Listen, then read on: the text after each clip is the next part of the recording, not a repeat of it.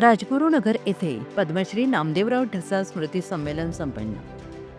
राजगुरुनगर येथे कुलस्वामिनी साहित्य परिषद आयोजित तिसरे विश्व साहित्यिक पद्मश्री नामदेवराव ढसा स्मृती साहित्य संमेलन उत्साहात पार पडले. 89व्या मराठी साहित्य संमेलनाचे अध्यक्ष ज्येष्ठ साहित्यिक डॉक्टर श्रीपाल सबनीस यांनी संमेलनाचे उद्घाटन केले. यावेळी ग्रंथदिंडीने संमेलनाची सुरुवात झाली.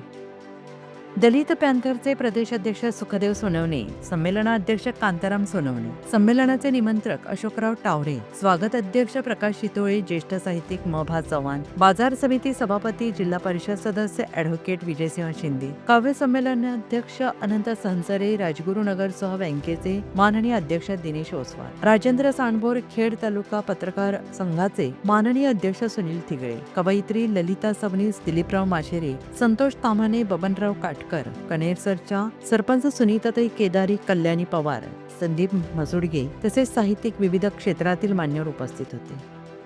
यावेळी परिसंवाद काव्य संमेलन हे साहित्यिक उपक्रम पार पडले. उद्घाटक श्री श्रीपाल सबनीस यांनी सतत 3 वर्ष नामदेव ढसा स्मृती साहित्य संमेलन आयोजित करून कुलस्वामिनी साहित्य परिषद आणि निमंत्रक अशोकराव टावरे यांच्या कार्याचे कौतुक केले. नामदेवराव ढसाळ यांनी विद्रोही साहित्यातून केलेली निर्मिती अलौकिक असून त्याचा वारसा जतन करून वाचन संस्कृती जतन ठेवण्याचे कार्य उल्लेखनीय आहे, असे मत व्यक्त केले. संमेलनाचे निमंत्रक अशोकराव टावरे यांनी प्रास्ताविक करताना केंद्रीय मंत्री नितीनजी गडकरी यांनी संमेलनासाठी शुभेच्छा दिल्या असून पुढील वर्षी साहित्य संमेलन गडकरींच्या आग्रहास्तव नागपूर येथे होणार असे जाहीर केले. तसेच वाचन संस्कृती वृद्धिंगत होण्यासाठी साहित्य संमेलन आयोजित करत असल्याचे नमूद केले. संमेलनाध्यक्ष कांताराम सोनवणे यांनी नामदेवराव ढसा यांचा जीवनपट मांडला. दलित पॅन्थरचे प्रदेशाध्यक्ष सुखदेव सोनवणे, सभापती विजयसिंह शिंदे, साहित्यिक म.भा. चव्हाण यांनी मनोगत व्यक्त केले. जालिंदरनगर जिल्हा परिषद शाळेचे दत्तात्रय वारे गुरुजी, अंबिका देवस्थान ट्रस्ट, साबळेवाडी आणि विविध क्षेत्रातील मान्यवरांचा सन्मान करण्यात आला.